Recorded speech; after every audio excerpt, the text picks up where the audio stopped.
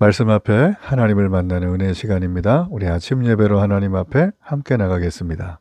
오늘은 요한복음 1장 43절에서 51절까지의 말씀을 우리 함께 읽으시고 하나님 말씀 나누겠습니다. 이튿날 예수께서 갈릴리로 나가려 하시다가 빌립을 만나 이르시되 나를 따르라. 빌립은 안드레와 베드로와 한 동네 베세다 사람이라. 빌립이 나다나엘을 찾아 이르되 모세가 율법에 기록하였고 여러 선지자가 기록한 그 일을 우리가 만났으니 요셉의 아들 나사렛 예수니라. 나다나엘이 이르되 나사렛에서 무슨 선한 것이 날 수 있느냐? 와서 보라. 예수께서 나다나엘이 자기에게 오는 것을 보시고 그를 가리켜 이르시되 보라, 이는 참으로 이스라엘 사람이라. 그 속에 간사한 것이 없도다. 어떻게 나를 아시나이까? 빌립이 너를 부르기 전에 네가 무화과 나무 아래 있을 때 보았노라. 라비여, 당신은 하나님의 아들이시요 당신은 이스라엘의 임금이로소이다. 내가 너를 무화과 나무 아래에서 보았다 함으로 믿느냐? 이보다 더 큰 일을 보리라. 진실로 진실로 너희에게 이르노니 하늘이 열리고 하나님의 사자들이 인자 위에 오르락 내리락 하는 것을 보리라.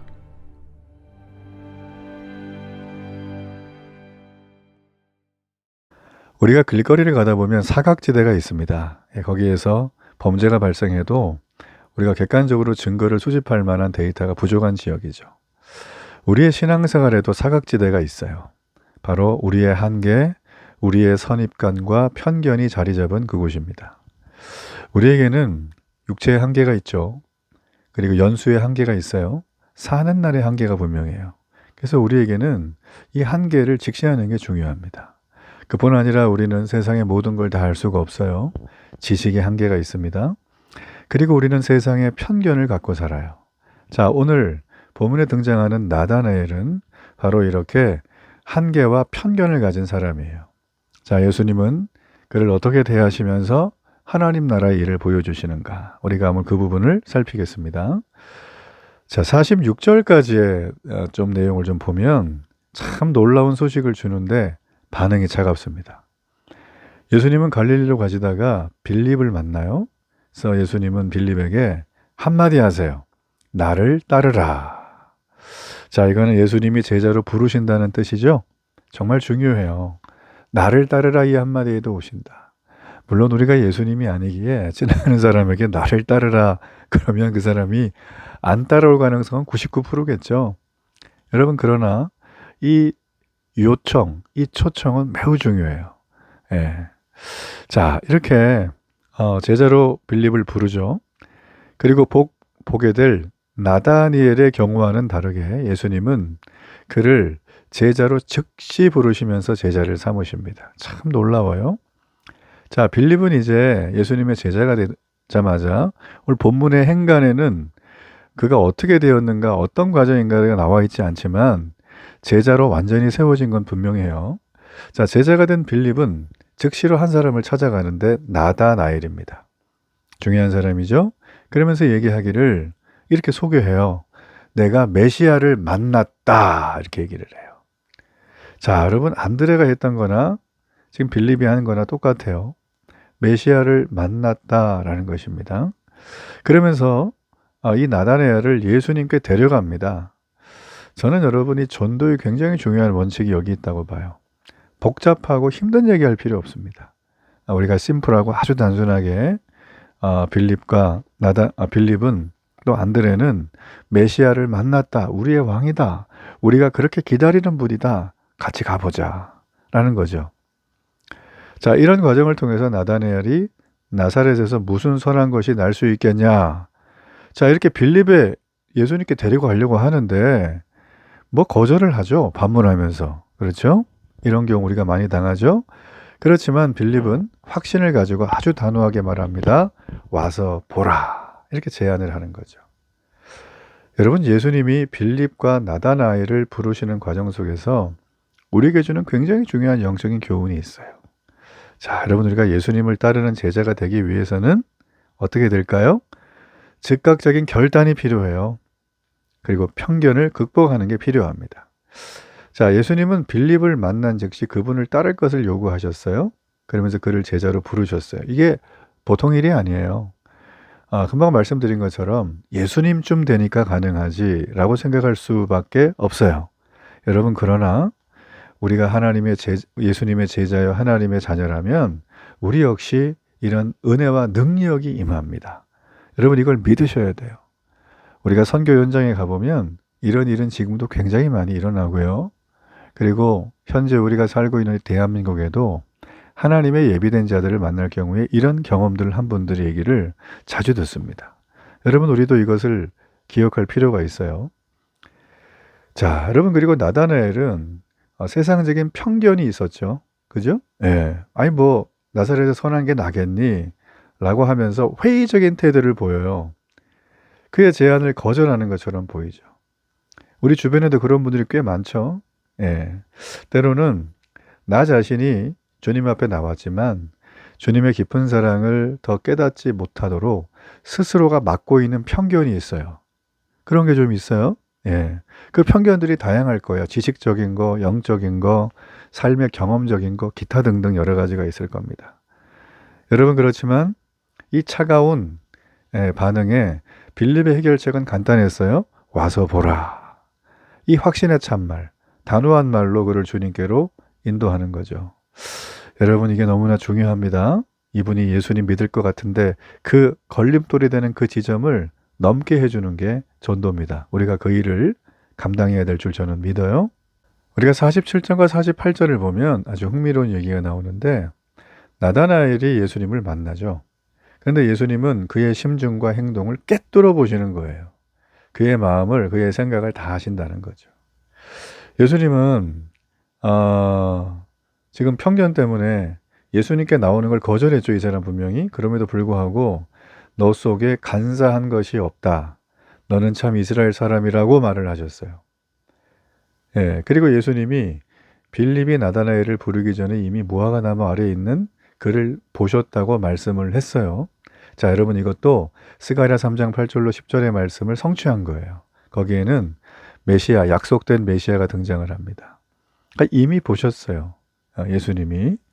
자, 예수님이 나다나엘의 심중과 행동을 보시고 그를 맞아주셨다라고 하는 이 사실이 우리에게 왜 중요할까요? 여러분, 이거는 아주 중요해요. 예수님은 우리 속에 깊은 것, 행동을 살피시며 우리를 맞아주시는 분이기 때문이에요. 여러분, 가만히 보면 이 세상은요, 외적으로 드러난 것만 보죠. 이 사람 이렇게 옷을 입었네. 헤어스타일이 이러네. 오늘은 교회 어떻게 왔네. 뭐 이런 겁니다. 그렇죠? 그러나 예수님은 우리의 외면뿐만 아니라 우리의 심중, 우리의 마음의 중심을 보는 정도가 아니라 꿰뚫어 보신다는 거예요. 세상은 우리의 위치도 보고요. 우리가 하는 공로도 보고 업적도 보지만 예수님은 우리의 행동을 보세요. 나다나엘의 심중과 행동을 보셨던 우리 예수님이 나의 심중에 무엇이 있는지, 내가 지금 무엇을 하고 있는지 그걸 다 보고 기억하신다는 사실을 여러분이 좀 기억하면 좋겠어요. 여러분, 우리가요, 구체적으로 성경을 자세히 몰라도 이렇게 뜨끔할 때가 있어요. 뭘 할 때. 그 양심에 찔린다 그러죠. 도둑이 재발절인다고. 그거 안 해야 돼요. 뭐 다 용서받았는데 뭐 구원파처럼 막 해서는 안 되고요. 또 내 뜨끔하더라도 요거는 나한테 유익하니까 막 무시하고 이렇게 하는 분들이 있거든요. 그러면 안 된다는 걸 여러분 아셔야 됩니다. 예수님은 빌립이 나다나엘을 부르기 전에 이미 그를 아셨다는 거예요. 그리고 그의 회의적인 태도를 보셨음에도 불구하고 따뜻하게 맞아주세요. 주님은 우리를 모든 걸 다 알고 계심에도 불구하고 우리를 따뜻하게 맞아주는 유일한 분입니다. 이 주님의 사랑 절대 저버리지 마세요. 자, 49절부터 마지막 절을 보면 자, 드디어 그의 한계, 그의 편견이 깨지기 시작을 합니다. 자, 나다나엘은 메시아를 묵상하며 기다리는 자였어요. 그러나 그에게는 한계가 있어요. 지식의 한계, 또 편견이 있었죠. 지금까지 본 것처럼. 자, 이것 때문에 문제가 있었어요. 그러나 빌립이 예수님을 모세와 선지자들이 기록한 메시아로 소개를 했을 때 그는 여전히 거부했죠. 자, 그러나 이걸 꿰뚫어 보신 예수님, 예. 그 예수님의 말을 듣고 대화를 나누면서 나를 모든 거 아시면서도 내 얘기를 들으시고 편견을 깨주시는구나. 그러면서 이 사랑 앞에 그의 마음은 열리기 시작을 했어요. 그러면서 예수님이 하나님의 아들이시구나. 이스라엘의 왕이시구나. 이런 고백을 하는 걸 볼 수 있습니다. 예수님은 우리의 중보자가 되십니다. 그리고 하늘의 뜻이 이 땅에 이루어지는 걸 전해주는 분이에요. 자, 이 나다나엘은 이걸 기다렸었는데 이걸 만난 거예요. 여러분, 우리도 이 나다나엘의 모습을 통해서 우리 마음에 주는 어떤 깨달음이 있겠죠. 예수님은 우리의 한계와 편견을 깨기를 원하십니다. 그리고 바른 신앙을 고백하기를 원하십니다. 우리에게 더 예수님에 대해서 알려주고 보여주기를 원하세요. 여러분, 나다나엘은요, 구약 성경을 자세히 알았던 사람 같아요. 언뜻 보면 거의 박사 수준을 알지 않았을까 싶어요. 그리고 묵상도 열심히 했겠죠. 성경 공부했다는 거죠. 제자 훈련도 받고, 그리고 메시아를 기다려요. 그런데 정작 메시아이신 예수님이 딱 나타났는데 알아보지를 못해요. 여러분, 우리의 지식으로는 예수님을 눈앞에 있어도 알 수 없다는 걸 우리가 겸손하게 인정할 필요가 있습니다. 우주라고 하는 공간이 있지만 이 공간을 인간은 그 누구도 앞으로 그 어떤 시대가 와도 다 알 수가 없어요. 우주가 지금도 팽창하고 있대잖아요. 우리가 상상도 할 수 없는 속도와 부피로 팽창하고 있는데 이걸 우리가 어떻게 다 알 수 있어요? 우리의 지구 역시 다 알 수도 없는데, 나 자신 역시 다 알 수 없는데, 내 마음이 어디로 갈지도 모르는데 어떻게 우리가 우주를 알 수 있겠습니까? 하물며 우리가 성경을 아무리 잘한다고 해도 메시아이신 예수님이 내 앞에 왔을 때 우리가 알아보지를 못하는 그런 상황이 와요. 그렇죠? 여러분, 그러므로 우리는 나의 세상적인 경험, 이게 편견이 돼서 예수님을 거부할 수 있다는 것을 인정해야 됩니다. 우리가 갈등이 있고 또 어려움이 있을 수 있어요. 신앙생활을 하다 보면, 관계를 할 때. 그죠? 담임 목사님과의 관계, 성도들과의 관계, 내 신앙의 위치와의 관계, 가족과의 관계에서. 여러분, 그럴 때 내 한계와 편견을 인정하는 게 중요하지, 저 사람들이 내 뜻을 몰라주려 하면서 상처받지 마세요. 예. 나의 한계와 편견을 내려놓으면 내 안에 바른 신앙 고백으로 주님이 이끄십니다.